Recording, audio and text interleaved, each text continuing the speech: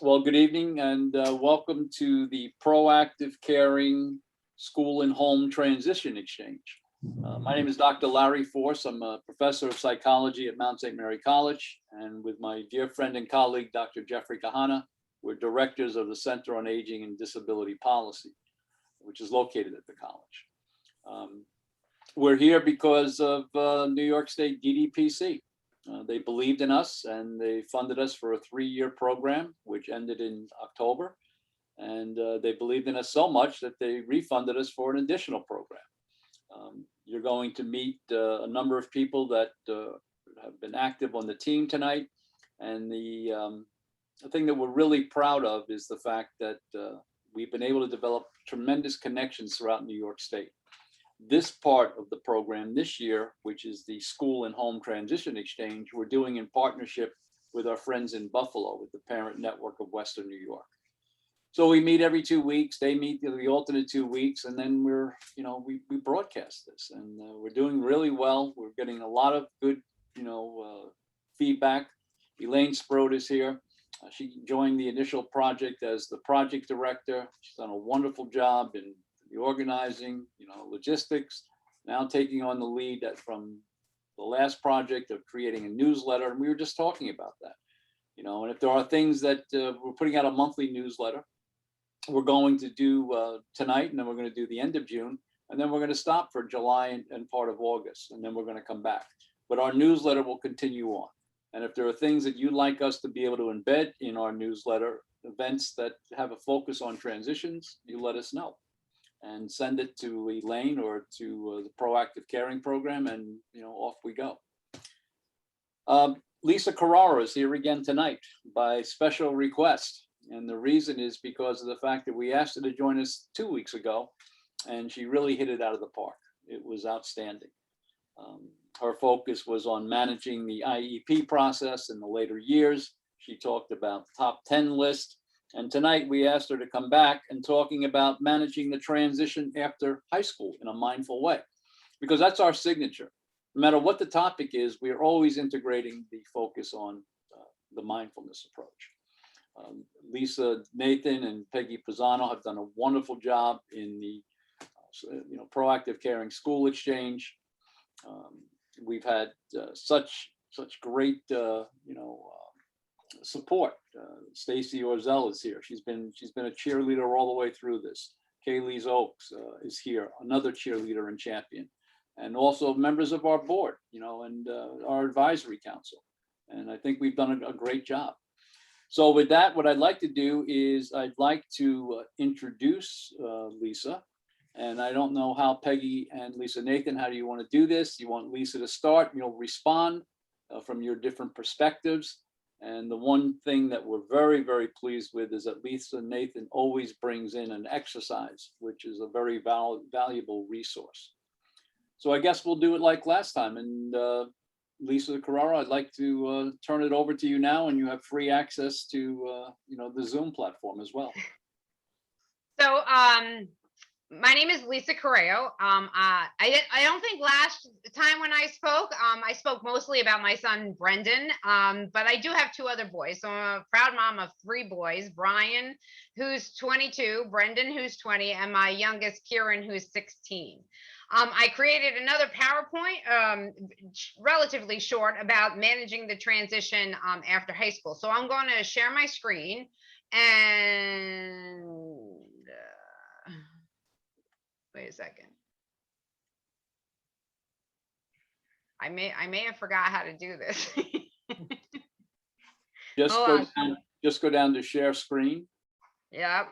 Share screen. Did that. And then it says screen. And then there's another thing that says share. Okay, hold on a second. Another icon. There you go. It's starting. Okay. Oh, there it is. All right, perfect. Okay. So managing the transition after high school. So like I said, I actually have 3 children who I speak about. I speak a lot about Brendan because he is the one that has more of the significant delay. But when I was thinking about this presentation this evening, I was really thinking about both of my boys, Brian and Brendan. Brian also has a disability, and that was a totally different path that we went on related to his life after high school. So just to give you a little bit of background, Brian was diagnosed with a learning disability around the age of 5. He has delays in the area of processing speed and working memory. He was able to graduate with a Regents diploma, and he received occupational therapy and special education support through his whole entire school career. He started out getting being in a pullout for ELA, so a self-contained class for English and language arts, and he eventually transitioned to just needing resource room and being in honor classes. So, and then on the other hand, I have my son, Brendan, who is diagnosed with autism and also an intellectual developmental disability. He has global delays in cognitive, motor, language, ADL skills. He's going to graduate with what's called the SAC credential, which is the Skills and Achievement credential.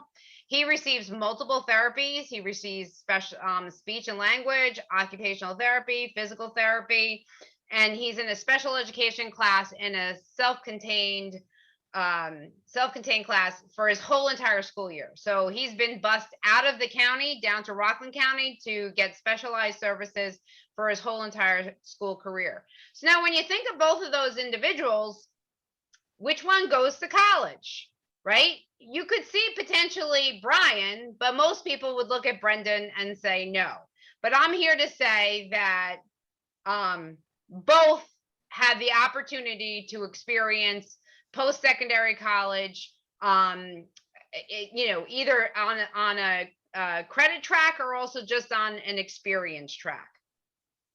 So I'm going to talk a little bit about Brian and his journey and the preparation and the preparedness that families should do so they can approach this in a mindful way and in a stress-free way. So my advice is to, as everything, is to start early and to teach. So one of the most important things that we as parents need to learn is to advocate, right? So advocacy is one of the most important things that we need to learn how to do. But once we learn how to do it, or even as we are learning how to do it, it's really, really important to teach our children how to do it, because eventually, especially if they are going to be on a college campus taking credit-bearing classes, they need to learn to advocate for their needs. The next important thing is for them to develop a knowledge about their disability. So explain, what it is that their disability is and how it manifests into their daily life. And I think this is really important so that they're aware of it. So my son Brian just had an experience the other day where his dyslexia reared its ugly head. So he thought he was supposed to go in on Monday for a 6:30 shift in the Bronx for his EMT, and he actually transposed the dates.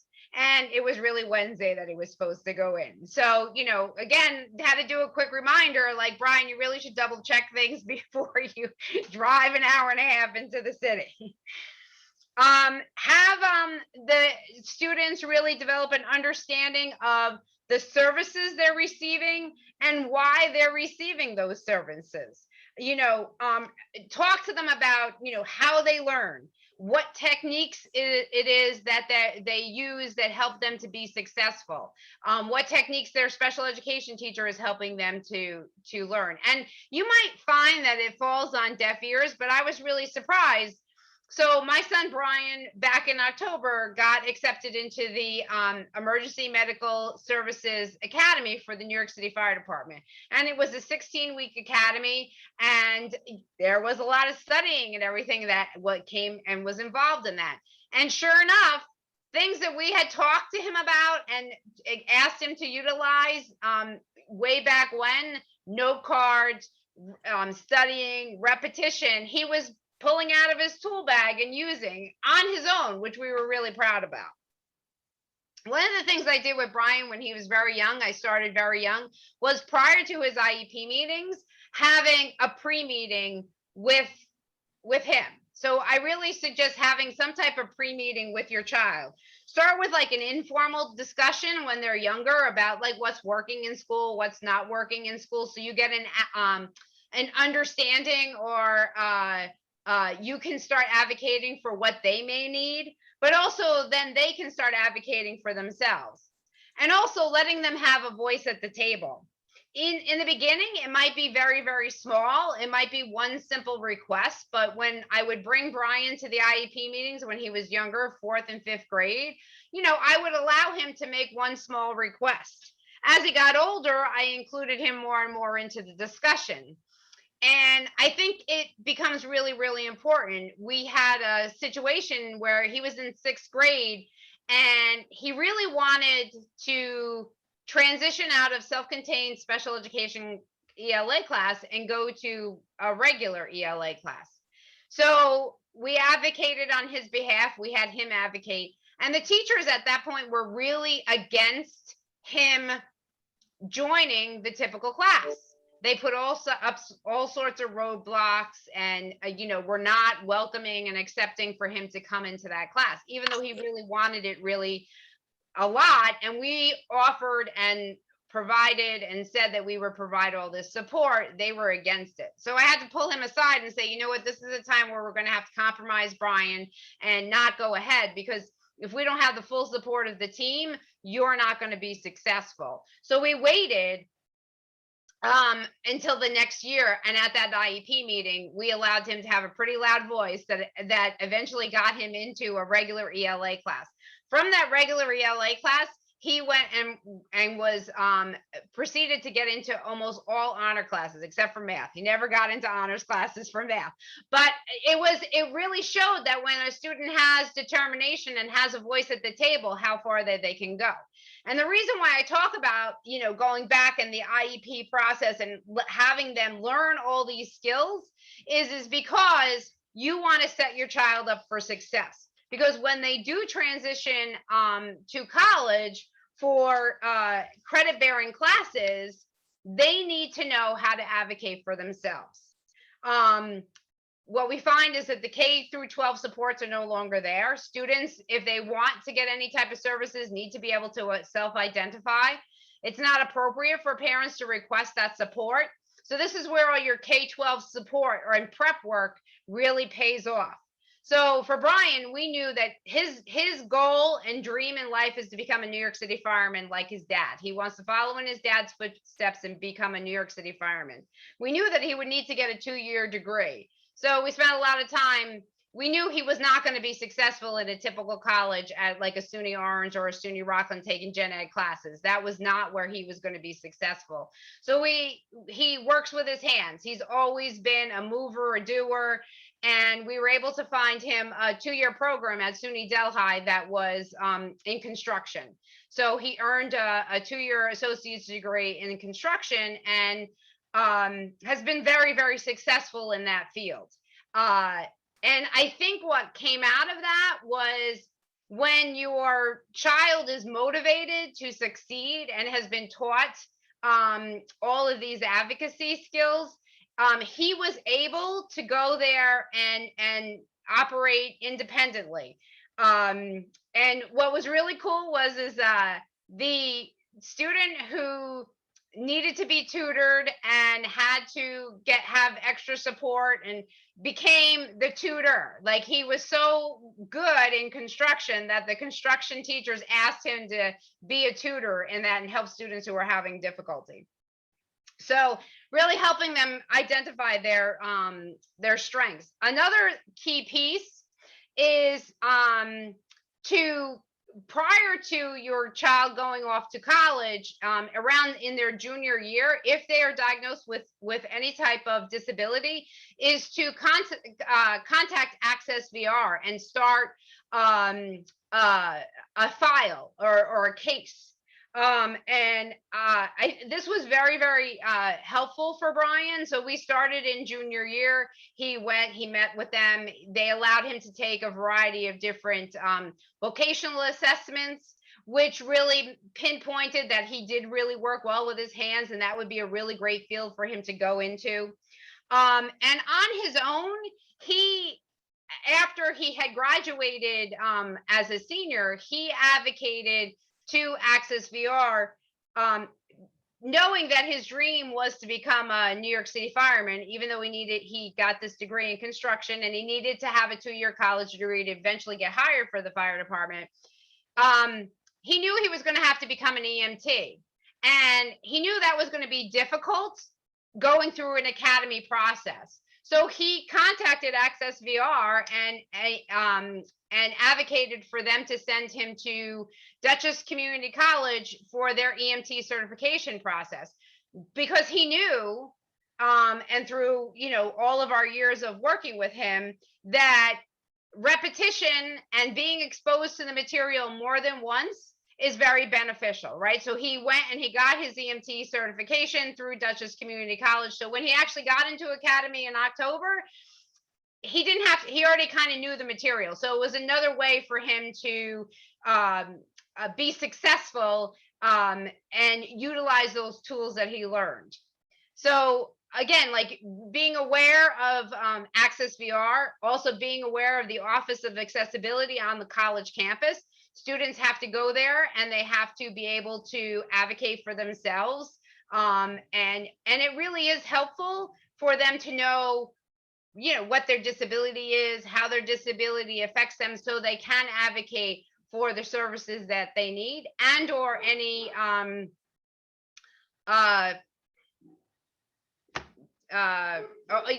assistive technology so that a student might need is also beneficial, because that's where you would go to get all that help. So that's the piece for the college bound. So I found that all of that really helped me prepare him, and then I was prepared and was able to go through the process with him more stress-free and calm. Now, for my other son, Brendan, he also can have a college experience, okay? So non-credit bearing college experiences. So many people ask, why? Why would you want to put an individual who has a developmental disability in any type of college program? Okay, many are like, well, they're not going to earn a degree. They're not going to get a certificate. They're not going to be taking college classes. What would they get out of it? So there's a lot of why. And I think we have to open up our aperture and our lens and kind of think about, why not, right? So I say, like, why not? Why not let us be on the college campus? From my personal experience, I feel the things that I learned during my college years were learned outside of the classroom. Okay, they were learned on the college campus through the friends that I made, the experiences that I had. I learned independence. I learned confidence. I learned, I had increased self-esteem. I saw all those things also in my son, Brian, when he got to go to college. He developed independence, confidence. So again, I really feel that having individuals with intellectual and developmental disabilities be involved in programs on college campuses is so very important, because it allows them to develop all of those skills that we want all of our young adults to develop when they go to college.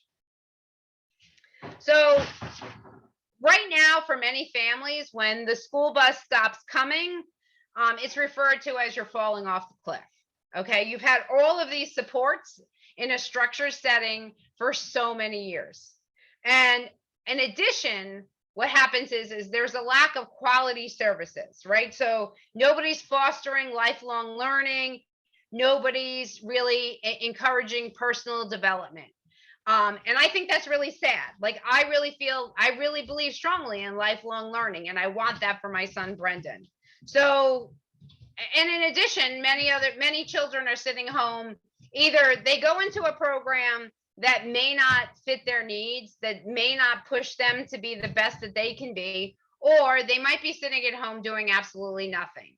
Okay, I get a lot of calls from families who they're really struggling because I've got nothing. Like, my son or daughter is graduating at the end of the month and I have nothing. What am I going to do? So it is a really scary process at prospect, and there's not a lot of programs out there right now that offers us having that college experience. So post-secondary college experiences, really can provide quality program. It allows individuals to continue to grow, learn, and develop skills needed for a meaningful life. Many programs could work on vocational skills, independent skills, and there's just it's just such a I'm biased, I guess, because I did work in a program like this, and I just saw the growth on a daily basis from so many of my students. I saw the pride that they had walking on the college campus to come to class, the ability to attend social activities on the college campus, to be like everybody else, was just such an empowerment for them. It was just wonderful. And I think they become more aware outside of themselves. They become more aware of other people. I had two individuals in my class. This is a short little quick story. So two individuals in my class that I was teaching, and they were quite challenged individuals.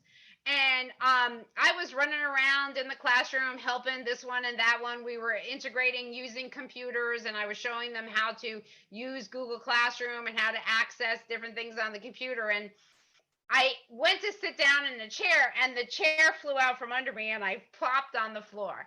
Well, the two most challenged individuals in that class were the first two individuals that got up, helped me up, and were like, are you okay, Miss Lisa?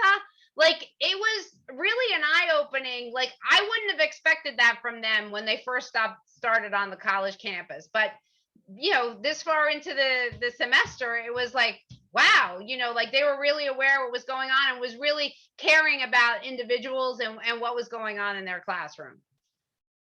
So I have a few resources that I want to tell you about. So if you are thinking of a post-secondary college experience for your child, which I highly encourage every family member to think about it, or at least research, this website is probably your first go-to. It's called thinkcollege.net, and I have the actual link to the website at the end of the PowerPoint.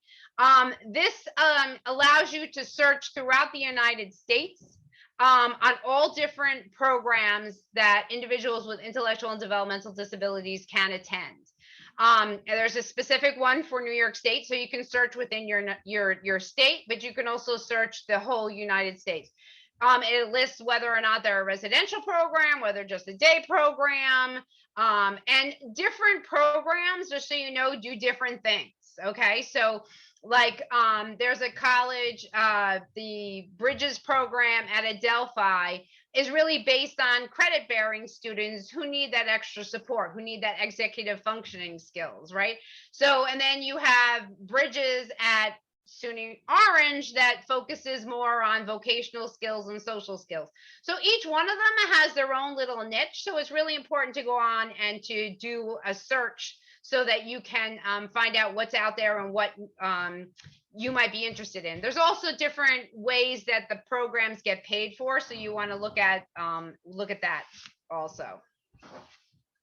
So this is the program that's near and dear to my heart. I started in the program when the program started, so it's the Bridges program at SUNY Orange. It's a 3-year program. And so you can either do a 3-year sequence of classes, or you can take individual classes now as community class. It offers social skills. It offers vocational exploration. It offers intro to employment. So really focusing in on, again, what are your strengths? What do you like to do? And teaching it in such a way, so when I taught those classes, like really teaching it in a way that would the students would understand. So we would do like some personality assessments. So it would be really difficult for students to maybe understand the words. So we took all of the words and turned them into pictures, and they were able to then, through that, tell me, do they like to work inside? Do they like to work outside? Are they outgoing? Are they more of an introvert? So even some tough concepts with the pictures, they were able to kind of give me a sense of, what they like to do.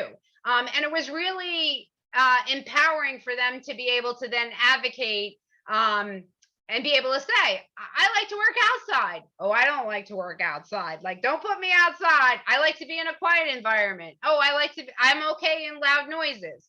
So, again, it's a great place to learn those skills. Also at SUNY Bridges, students are allowed to audit classes. And so they can take classes that they might be interested in. So the first year group that comes in, so the first class that they ever take is called Concepts of Physical Wellness, and they take it as a cohort. And they take it with, there's a regular college professor who teaches the class along with a SUNY Orange Bridges instructor who helps out in the class. And there's half the class is the Bridges students and half the class are typical college students. And at first there was like some pushback and but at the end of the 15 weeks of the semester, the college professor came out and was like, wow, they were like my best students. Their projects blew me away. Okay. Now, were their projects what maybe a typical college student would do? Probably not. But they put their heart and soul into those projects. Okay. And it really, it was eye-opening and I think also heartening for the professor. A program now that I'm working with, so unfortunately due to COVID, I had to leave my position at SUNY Orange, the Bridges program, and it was very difficult to leave. But I've been nudging SUNY Rockland from my home, where I can still help with Brandy, to begin Project Elevate. And SUNY Rockland has agreed to kind of dip their toe in the water to start a pilot program for this summer. So Elevate stands for Educate, Life Skills, Enrichment, Vocational Skills, Advocacy, Transition, and Empowerment. For the summer, we're focusing on 4 areas. So we're going to learn about first aid for the home, really focusing in on some of those independent skills. Like what would I need to do if I did get a cut? How do I call 911? How do I access the 911 system? What's an emergency? What's not an emergency? Fitness for life. How do I stay fit? Kitchen skill development. This I'm really excited about. This is going to be taught by a culinary instructor from SUNY Rockland with 2 educators in the room to help support the individuals. And they're going to get to cook their lunch every single day. And then have a chance to share it with their friends. So again, developing those independent skills. And then we developed a class for leisure skills called cell phone photography. So really, what do I do with my free time? Oh, I can take some pictures. What can I do with those pictures? So I'm hoping that, the college will see the benefit. I've been getting a lot of phone calls from parents saying, this is so what we need. We need more programming like this. How can this be expanded? So I think there's a real need. Parents are really thirsty for this kind of programming in this area. Another program I wanted to just mention is the College Experience, which is actually in Albany.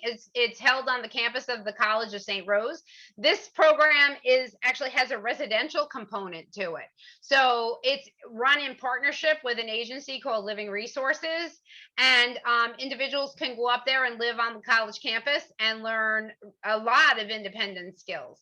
So some individuals from our area kind of use SUNY Orange Bridges program or another program like that as kind of like a stepping stone to start getting some of those independent skills, and then as they get more and more independent, then potentially could attend this college experience program. So and there's a wealth of other programs that are out there that again that it's too comprehensive for me to go into. I just wanted to share a couple of resources with you, and then we can open it up to questions. So Currao is a student support service that's federally funded, and I believe it's on most of the SUNY campuses. But again, it's for individuals who have low income, but also for disability, and you're paired one-on-one. So this is really good, like you're paired one-on-one with a success coach. So this is really good for somebody who potentially would be credit bearing. So I wanted to let you know about that resource. There's a resource coming up. This is coming up. Oh, I don't have the date. This is an upcoming training by Parent to Parent of New York State.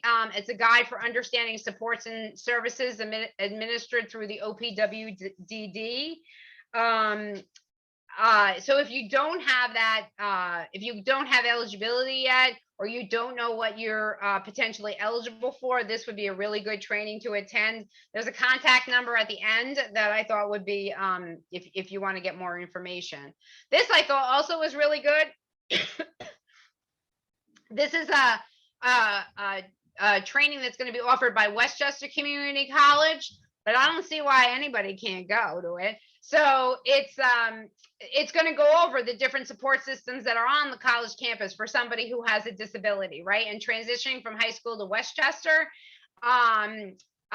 So I thought this would be a really good resource for somebody. You don't have to tell them you're not going there. Just get the information for free. Then I have a list of other program resources. So the Westchester Institute of Human Development, I've talked about before. They have a wealth of trainings on their website about the IEP process, about transitioning, how to have that like pre-meeting that I was talking about with your child, how you you know, help your child have a voice.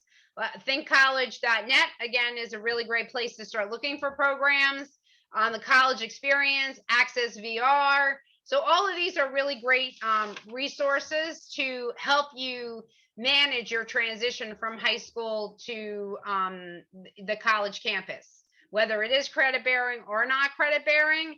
And I would say, you know what, for families, like I came late to the party as far as thinking of college as a choice for Brendan. Okay. I didn't realize that that could potentially be a choice. Like, you know, but I think families now, like it's out there. So like families need to start thinking about that. Like, even if you have a child who has severe challenges, you can start thinking, you know, that's a possibility for my child. So I'm going to stop sharing right now. Thank you very much. Well, right. Another grand slam. You are so full of, you know, you're talking about wealth of information, and it's coming through your voice. You've mentioned something about falling off the cliff, jumping off the cliff, you know, when the school bus stops coming. And I'm going to ask Lisa and Peggy to join this conversation based upon this example. For years, I worked as a psychologist at Letchworth. And I'll never forget the Sunday afternoon when we invited all the parents that had family members in the ICF, the Intermediate Care Facility, a group home, no longer institutionalized, now living in a group home in the neighboring Rockland County. And the good news is that we were moving from an ICF model to an IRA model, IRA, Individualized Residential Alternative. And the great news, parents that were all gathered there, is that now you have the opportunity to choose the services that you want. The psychologist you want, the social worker, you are now in charge. And I'll never forget how quiet that room was. Because for years we told them, we got this. We told them, you don't need to be involved. We got this. You know, we know, you know, you're going to get the standard, you know, recipe here. Very similar to coming through a K-12 system. You got this. We got this. We're going to provide this IEP. It's going to, you know, surround you. It's going to protect you. We're going to, and then the school bus stops coming. So I guess what I'd like Peggy and Lisa to do is, from their different perspectives, address that. You know, the parent sitting there realizing, you know, Jeffrey is very, you know, open about the fact that his son is, Zeke is 12 years old. He's already starting to think about what's going to happen after the high school years. He's planning out 6 or 7 years in this transition.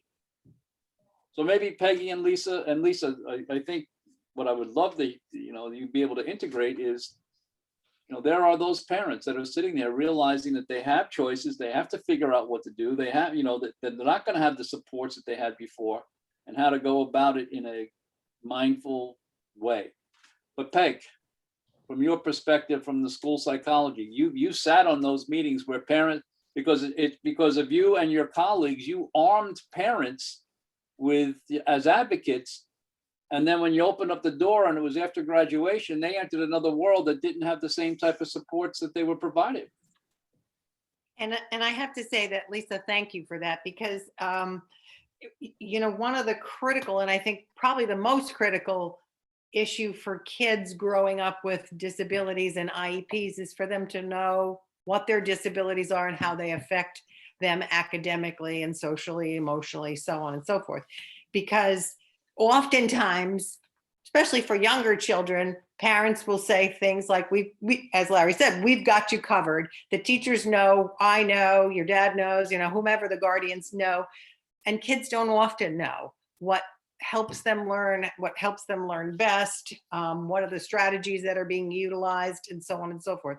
So working with your child to have them understand that is critical, especially for the transitional years, because when you leave 12th grade, whenever that is, at 21 or 12th grade, the school bus does stop and you're going off to another place, and you need to know, what do I need in that place to make me successful, whether it's college or a vocational program or the college non-credit bearing college program.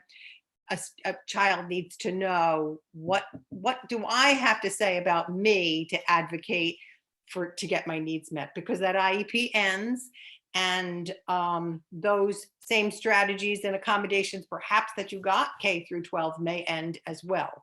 They don't do things like scribes in the college experience. They don't do one-on-one aids, perhaps, if that's what you had in high school or in the K through 12 experience. So you kind of need to know, do I need certain things, and what are those things that I need? And so, teaching your child about their disability, certainly, and teaching your child how to advocate for themselves are probably two of the most important things. One of the other things that often parents need to know is that they need, the college or wherever you're going needs to have information about the child's disability. So whether that's an evaluation or an interview with the child, they just need to know what kind of services they had, what kind of needs they have, and what in the college world is that going to mean. You said Rockland Community College does this, but Dutchess Community College has a symposium, which they did, and I actually listened to through Zoom, but every year the local high schools in Dutchess County bring children to Dutchess Community College, and they have a panel of participants, often they're students, some of them are administrators or of programs in various colleges. The Culinary comes, Dutchess comes, sometimes Marist, and they speak about, that transition from what it feels like to be in high school and what it feels like to be at that next stage. And one of the things that often, kind of gets overlooked is that students want to, kind of do it on their own when they get to college. They want to try it, their own way. And sometimes that sets them back because they don't use what's available to them. So the people at the college symposiums that I've gone to always advocate that students identify themselves as having a disability, talk about what their strengths, weaknesses, and needs might be. And then if you don't need to use them, you don't need to use them, but at least they're there and you don't have to start after the first exam or the first semester or the first something when things, excuse me, perhaps are not going so well. So, but I think that all comes when a child or, a young adult knows what they need and what their strengths and weaknesses are. So then they can advocate for themselves when they get there, whatever level of supports are possible for when they get to the next stage. So thank you, Lisa, for that information, because I think that, from the school perspective, we try to talk about those transitions, and it's difficult. It's difficult sometimes, for the parents to understand that they're not driving the boat necessarily anymore when their child leaves school age. So, I think that that's really important and critical information. Thank you. The other thing that I think also is important, and I didn't really touch on it, but I had this situation with Brian too, is being okay to not disclose at certain times. Like, and we did talk, when he went to the New York City Fire Department, Access VR said, we can, intervene on your behalf. Yeah. To help, and he was like, absolutely not. Like he disclosed to a certain point, but at that, he was like, no, I'm not disclosing that. Like, and it was on him. Like, he knew what he had to do at that point. And he had, enough experience to use the resources that he had been taught and everything. But we had to honor that. Like, I was like, oh, maybe we should, and he was like, no, we're not doing it. Like, and I had to honor his request. And I think what's critical about what you just said is that he knew what he needed. And so he knew how he was needing to study, what he needed to support himself. And so he was going to access those things. Right. Oftentimes kids don't know what they need because all along we haven't really fostered that knowledge. And, families haven't, schools don't always do such a great job either. And so, you have obviously done that with him. And I think all families should take a lesson from that, because that is important. Well, I think, and this is for all individuals too, and this is like more, but I think there needs to be a greater emphasis in the K through 12 system on executive functioning skills. Like they're really, we spend a lot of time teaching specific academics, when I think we really need to be teaching how do you learn? How do you, and that's, I think students would have less of an issue when they got to college if they had those executive functioning skills in place. Mm-hmm. So before we turn it over to Lisa Nathan, from the perspective of the parent, lived experience, and meditator, Stacy, you had a question. Hey, I just would like to. Oh, go ahead. Yeah, agreed, right? I agree with you, Lisa. And I'm blessed to call both Lisas my friends. And so I'm really lucky as a parent. You're all on a team, an educational team, and we're on this journey together as we try to improve embracing mindfulness into our space and being able to utilize the skills that we've learned together over the past year and a half with implementation. Thumbs up to Lisa Currao, for thinking of things like, let's have a mini meeting with my son before we actually have the meeting at the table with the team, the CSE team, over the years, to be able to empower what was important. And then let's make sure we're including him at the meeting. I think it's something I think about, but I haven't done it yet. And my son enters 9th grade next year, and it's certainly something to start considering. I'm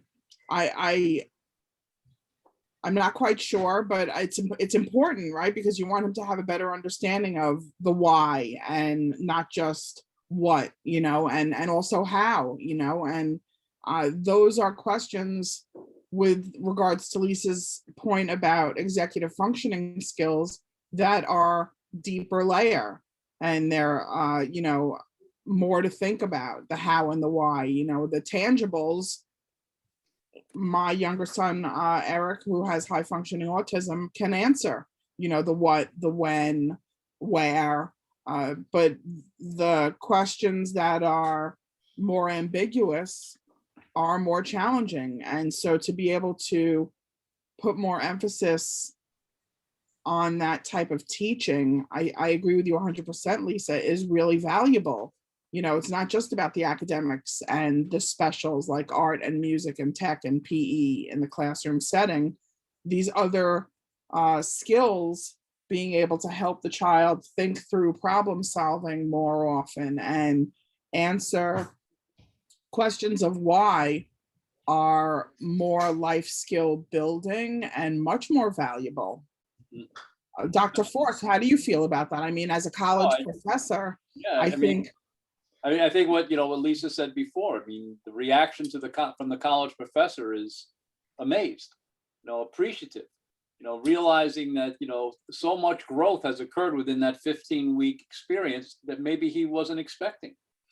But Lisa Nathan, thank you, Stacy. But Lisa Nathan, from the parent perspective, there we are. Lisa, as usual, thank you, Larry. As usual, you present things in such an understandable fashion, and you bring it to life. So thank you. I'm And I related to so much of what you said, because I'm very similar situation. I have a son who's 23, who had an IEP and a 504 during school with learning disabilities, like a processing disorder. And then my younger son, who is, intellectually disabled, who's, much more severe skills. His skills are much more hampered. And sometimes it was harder with my older son, because the ones who are just slightly south of typical, if I can use the term south, can fall into a gray zone, and it can be very difficult. You have to advocate so much for the kids who are in that gray zone. With Gabriel, with my youngest, it was always easy to get services for him because it was always very clear that he needed services.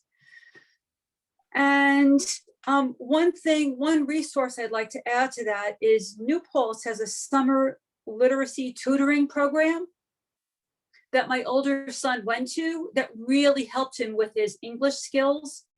It was a tremendous situation. It's taught by the students at New Paltz, the educational program. Really, really, really valuable resource, and I can send that to you to share.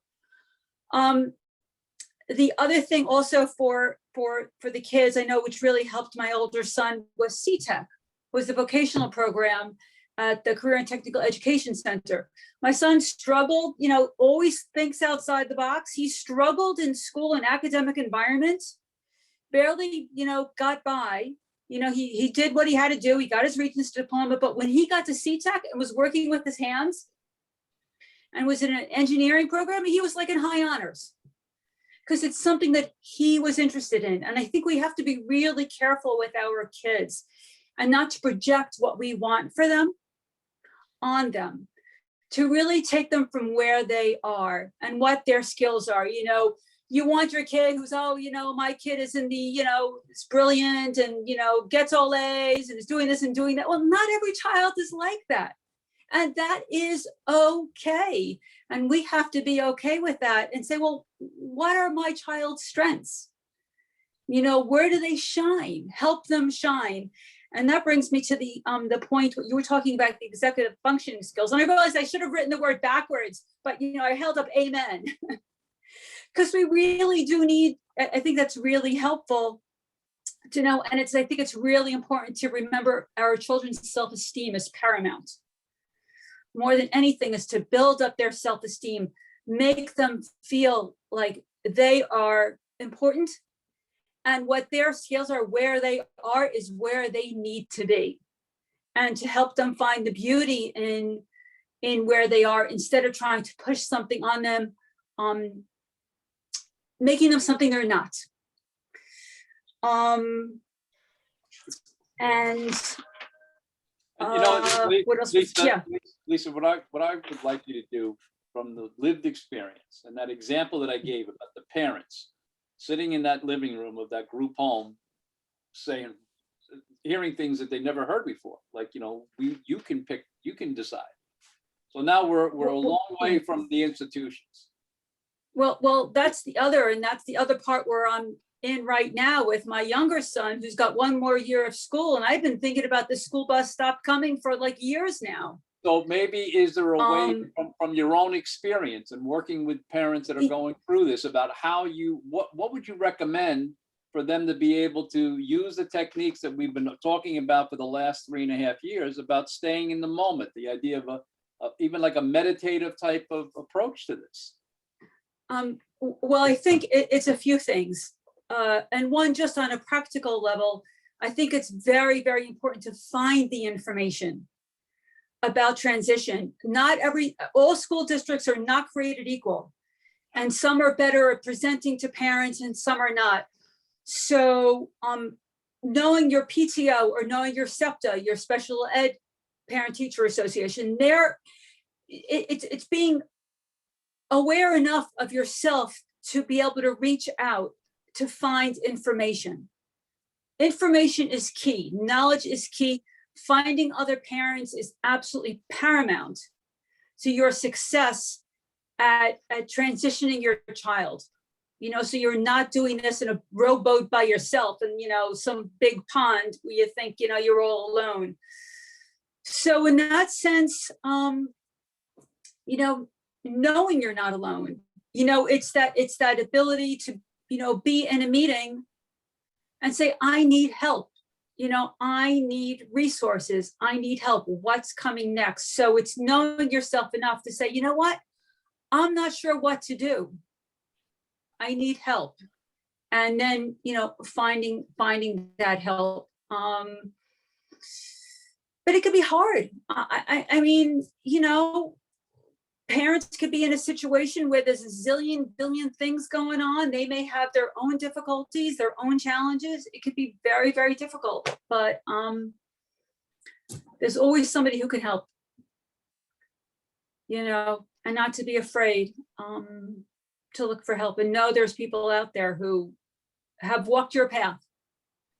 So you continually reference the fact that you can almost tell everybody what you were wearing the moment that you decided that this was pretty chaotic and you wanted to try something different, and you decided to use the meditative approach, this mindfulness-based stress reduction. And one of the things that has always come back to us from the school exchange is they love the fact that you give an exercise. Would you be able to do an exercise now? I would be delighted and very happy. My little arm cast joining me. I can't quite get that hand up here. Thanks to the big elbow cast. But yes, I would absolutely love to. So we're all going to come and we're just going to start centering ourselves. We're going to meet ourselves wherever we are at the moment. Whether we're sitting here, you know, having just had an argument somewhere, or, you know, we just rushed in from home, or we just scarfed down dinner, or we're just going to come right here where we are. And we're just going to take a moment to center ourselves. And we'll do that by coming down to our bodies. And I'm just drawing my hand down because I'm literally bringing myself down from my head, and what we have circulating up here. Taking a nice breath, a nice deep breath, and coming down to where I'm sitting and feeling my body sitting in the chair. Again, I'm going to take a breath through my nose. Inhale and exhale through my mouth like I'm blowing out a straw. I'm going to do that again. Inhale. I'm going to exhale. And as I do, I'm going to feel any tension. My face and my eyes, on my jaw, my shoulders, my legs, and I'm just going to come down. Just key in to where I am right now. And if I was tense before, just do a check-in to see if I feel a little bit more relaxed. And as I breathe, time I breathe in, and I breathe out, that's my signal for my body and my mind to just say, I'm here right now. It's all good. And I can just let go a little bit. And for this moment, just this moment, I can just relax and let go. Thank you. You know, I talked to somebody who presents himself, mental health background, life coach, and he talks about doing work with the special forces. And he says one of the things that they talk about is that they're never going to stop. One of the things they talk about is that they're going to work the problem, as they call it. And one of the things that they talk about is the importance of relaxation and rejuvenation. And the fact is, parents, you know, as members of family, as being involved with a friends network, you know, our work isn't really ever done. And I think it's important, I mean, here we have, this is an unbelievable experience that we're participating in because of the fact that we can be a resource for others. We're doing good.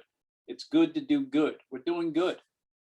And the fact is that, now we're talking about techniques that you can use. So before we bring this to a close, we have a few more minutes. And I know that Patty has joined us. Patty, would you like to say something, please? My apologies for having my my camera off. I was scarfing down dinner, as you said. Excuse me. I gotta kick out the puppy who has the zoomies. Holy cow. Oh my goodness. This is how, and you said it, a caregiver or a disabled family's job is truly never done. I just came across your series and your proactive series, and I learned it from parent to parent. And Lisa says something that is just the foundation of what keeps our mind sane is connecting with your community. They are, according to 2018, there are over 1 million developmentally disabled New Yorkers. So we can connect to these groups. And I find that for our older parents, I would love to help them learn the connection with social media, those Facebook groups that provide, they dump all this information into one page where when you are mentally ready to receive it, because it's a lot. The IEP process, like you said, my daughter's 15, she's going to be jumping off that cliff when that bus drops her off. And I don't want to be unprepared. It is my own fixed interest and my own compulsive behavior that everything has to be planned and organized. And that is my biggest fear. And that connectivity with community through Facebook groups, different ways to be able to touch with other people you can text, even though you don't know them, you can text them and saying, I'm having a horrific day. I'm struggling with Access VR, CDPAP, OPWDD, the district. A parent can privately message you and say, hey, I got 10 minutes. And I go to all these things. Some of them, I have more information than the workshop itself. But you might meet that one person, that one professor, that one educator, that one advocate. So I'm really thankful for this. And you're absolutely right. We are, as parents, unfortunately, we become very ill prepared because we're flooded every day with so many challenges. It's not, no, and I always say there's not one neurotypical parent that can understand my neurodivergent life. And so I really appreciate this and I agree. And then that other part is the meditation piece that we did. How do we make these parents more comfortable with this? Because meditation challenges us to let go. And like you said, that fight that you had, or one of the things that we've been very, I think, consistent with is helping to change the metaphor and the paradigm of meditation. We're not talking about you've heard me say this ad nauseum. We're not talking about the yoga mat in a 45-minute lotus position. We talked about micro meditation. And then we even got down to pause thought. And then what Lisa and Peggy bring to the table, and Lisa through her exercises, is this idea of staying in the moment. Okay, it doesn't have to be, if Lisa will talk to you about it, what she does is a practice. What she does now is not what she did when she started. But through practice, this has become something that's part of the rhythm of her life. And I absolutely. And Patty, what I'd like to also say is to bring more parents in there. I really believe that we need to learn how our minds work. I think most of us know more about how our phones operate than the way our minds operate. And through education, we can really learn and find, why we have the monkey mind, why we do what we do.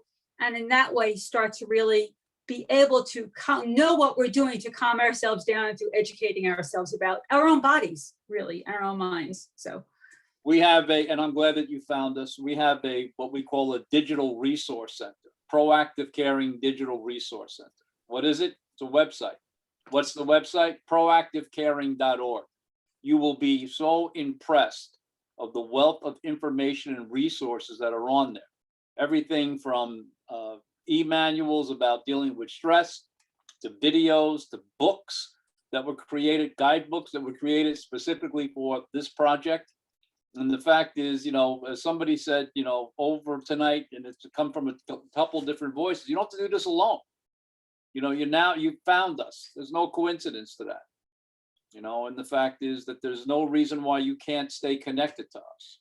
But Kaylee's, I'd like to hear from you, from your reaction.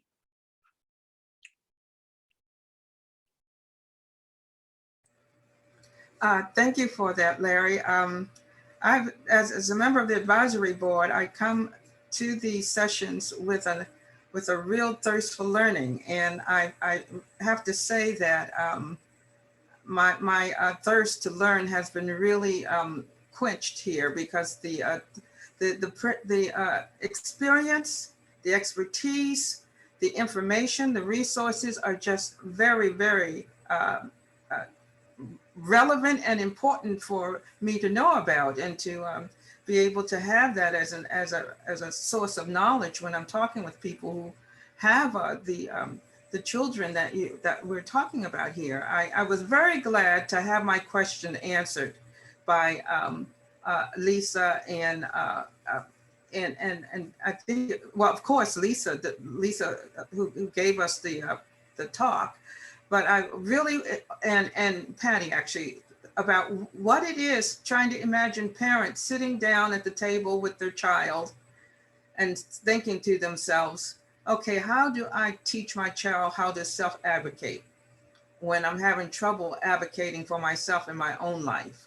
So that dynamic playing out in the environment, and to hear both your personal experiences, but also to know the tremendous amount of resources that are out there that address just those two questions. So I'm happy to know that they're there, and I certainly will be going to the resource site that Larry mentioned. Thank you, Kaylee. And Patty, Elaine Sproat is on the call as well, and she's the project director. And the fact is that I know that if you can make contact with her, she will bring you in, she will flood you with material, direct you where to go. And it's so glad that you're here. Stacy, anybody else? Lisa, Peg, anybody, Elaine, any comments, summary comments? Great job, It was Lisa. awesome. Thank you. Just what a wonderful job. Thank you so much, Lisa, and everyone else. Yep, absolutely. You said this doesn't happen by mistake, and I agree. My daughter and I practice breathing exercises and grounding exercises every day. And like one of you said, having her understand her neurodivergent mind and understand what helps her and what may be a challenge is so important. And I'm just so excited because she likes to meditate. Today I said to her, I have anxiety today really badly. And she said, well, come, we meditated in gym today. You want me to show you what we did? And so she was my leader, my mentor. And giving her that empowerment only makes her shine more. So it was a great 5-minute breathing exercise. She probably stole from me. And she gave me that loving. And it was just amazing to be able to carry this out once I'm not around, which is so important to us as parents. Yeah. Patty, thank you so much. Thank you, everyone. Outstanding, Lisa. Really, again, thank you so much for joining us. And Lisa and Peggy, thank you again for a great job. Thank you, Elaine. Thank you very much. Thank you. Larry, you said about your friend in special forces. I think we as